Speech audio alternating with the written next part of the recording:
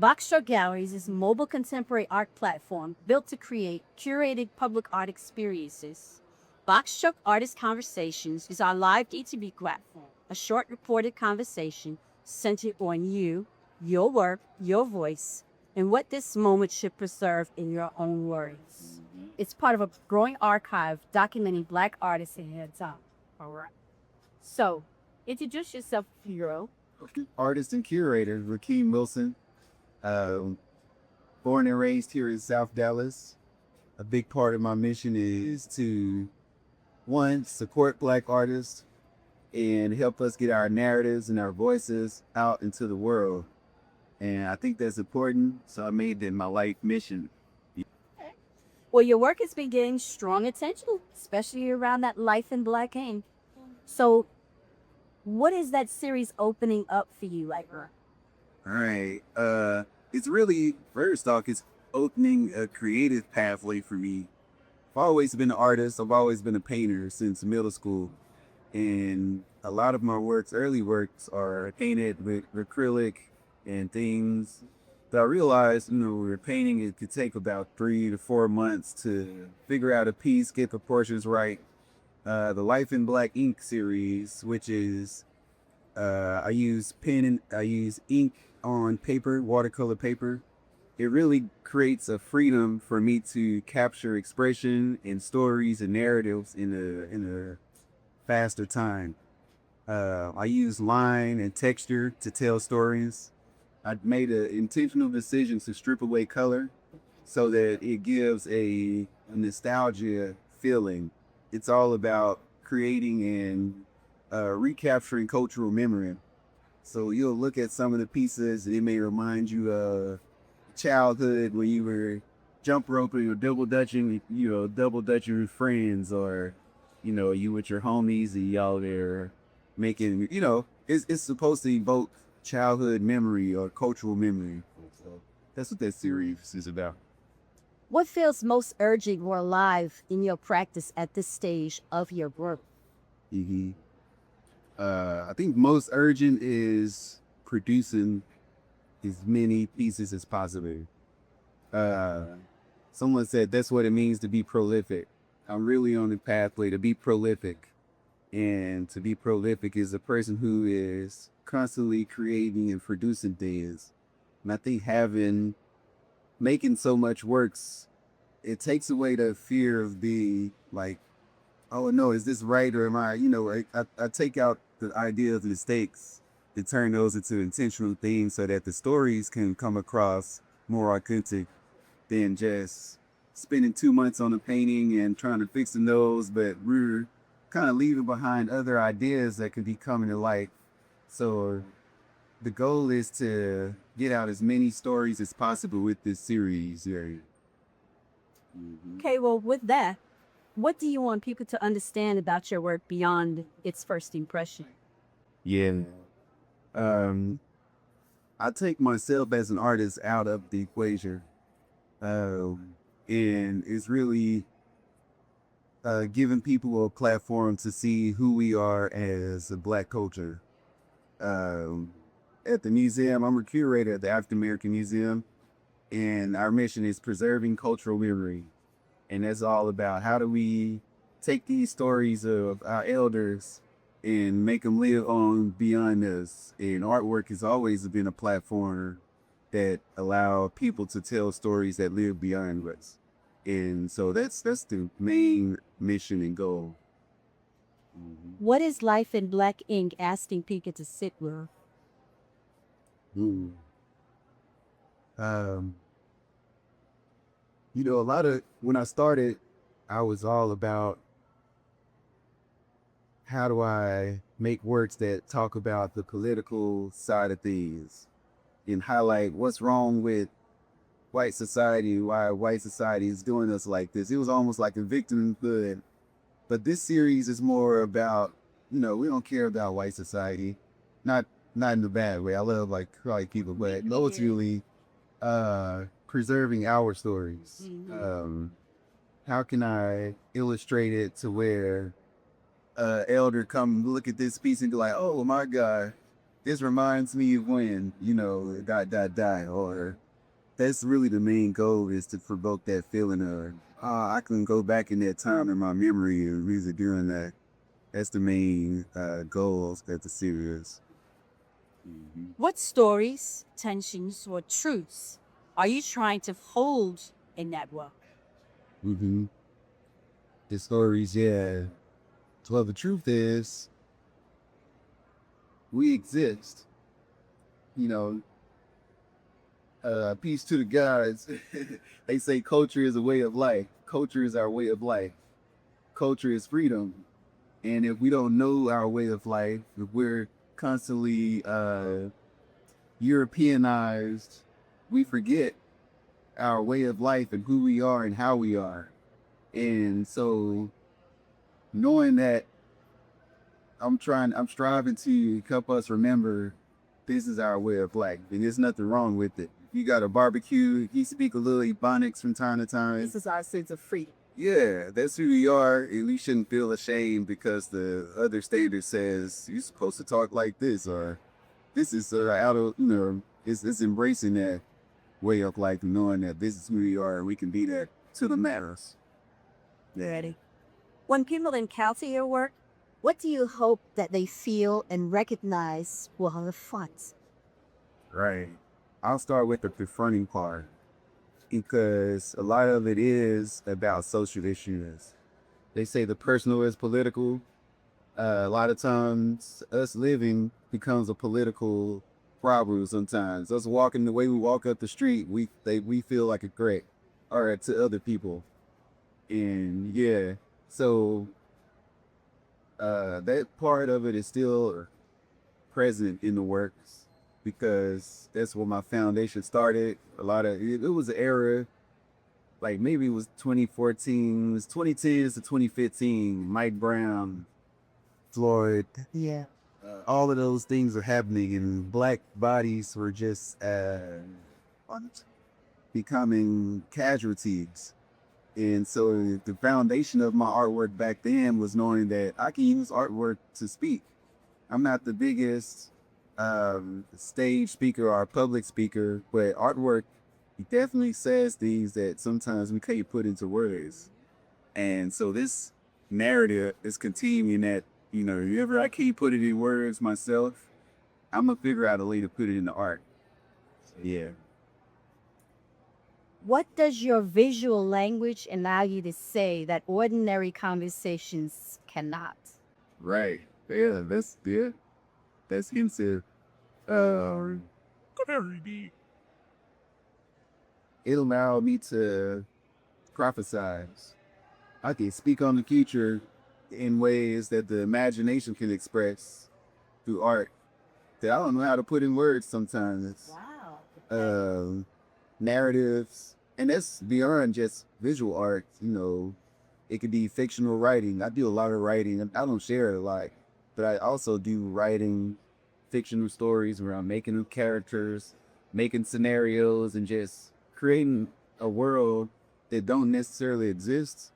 But since it's in art form, I can create it, and it's fun. It's liberating, and it breaks us away from the box that we get put in society sometimes. Like, you got to stick on talking about this. You got to talk about the real. And so I think it puts me in that fictional world where I can let my imagination roam free without restrictions.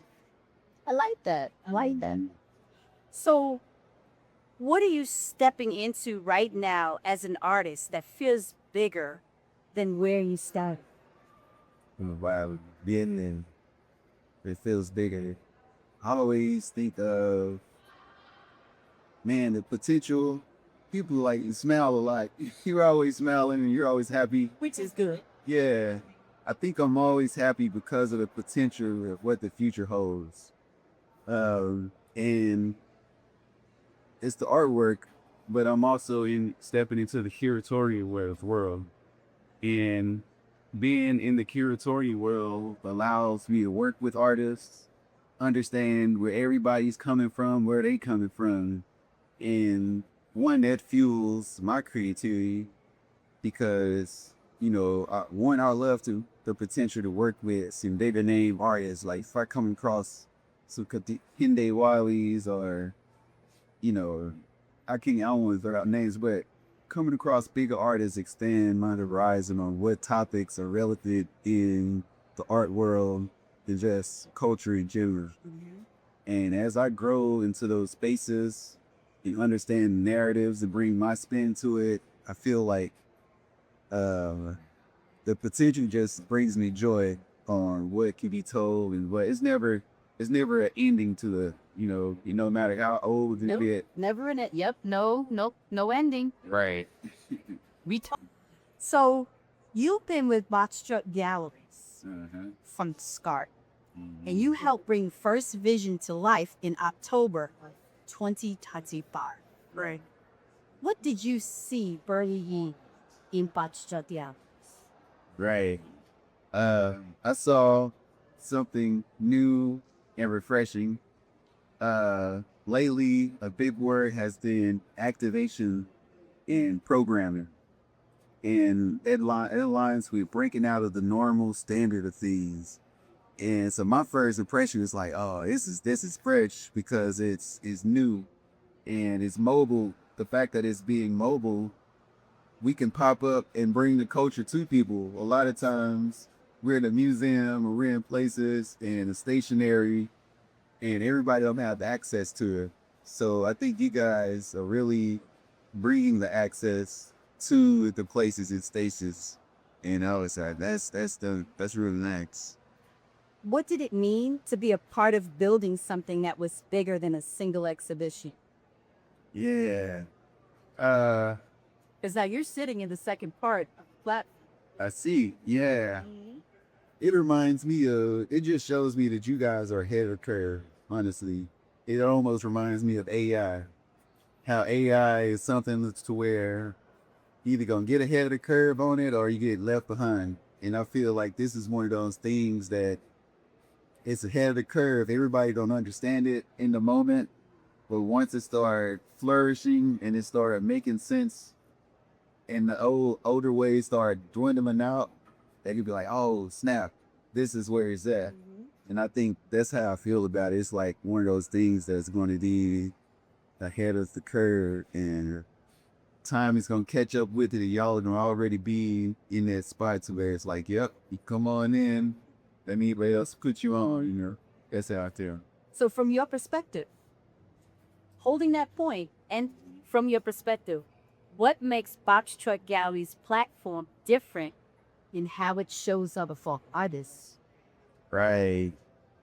Um, it's amplifying their voices. I think Box Truck Galleries amplifies the artists' voices. And it allows them to be in spaces that they wouldn't be in naturally, normally. Uh, Vision in Black, we work with emerging artists, established artists, so many levels of artists. And I think this platform, the Box Truck Galleries, it's almost like the training platform that shows that, look, this is an alternate way that you can do things. You got this way, there's this way as well, there's that way. So I think it's going to help a lot of emerging artists. But also, once y'all have those established artists get involved too, that's going to grow the platform even bigger because now the credibility of it is like, wow, this is a thing. If I'm not doing this, I might be missing out on something. Yeah. Yeah. What does it feel like now to see the platform expand into an artist's conversation and archive? hmm Yeah, I love that. I'm all about archives. I work at a museum where archives is important, not only to culture, but to Black histories, it's a history in general. So the archive element, it almost ensures that it's going to live on.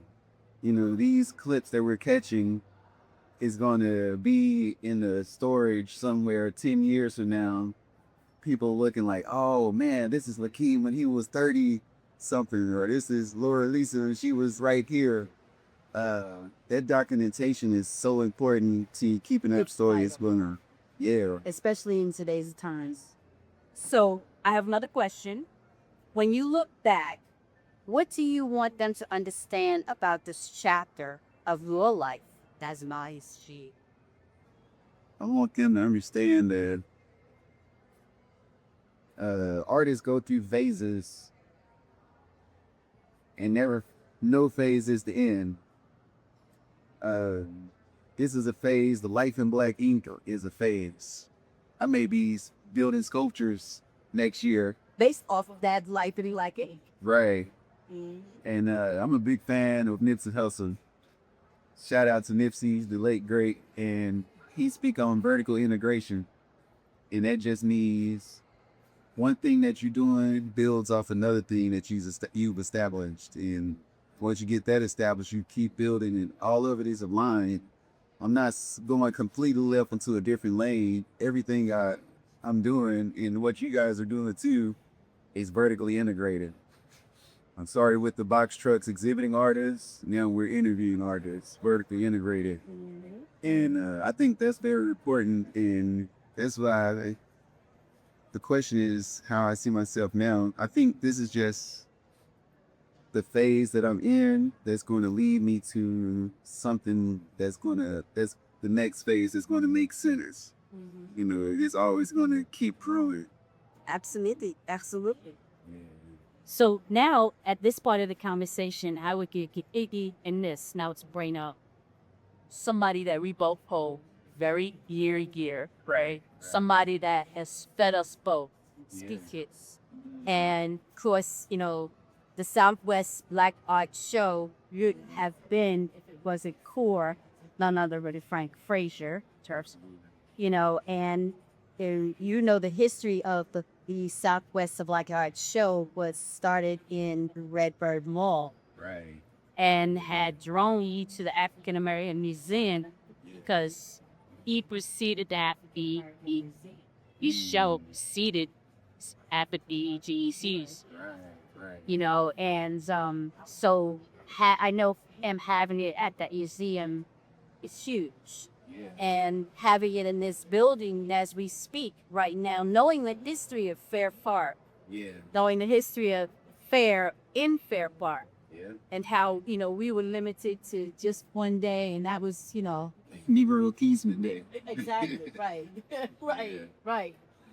So we would be remiss not to give homage to the man that's opened the door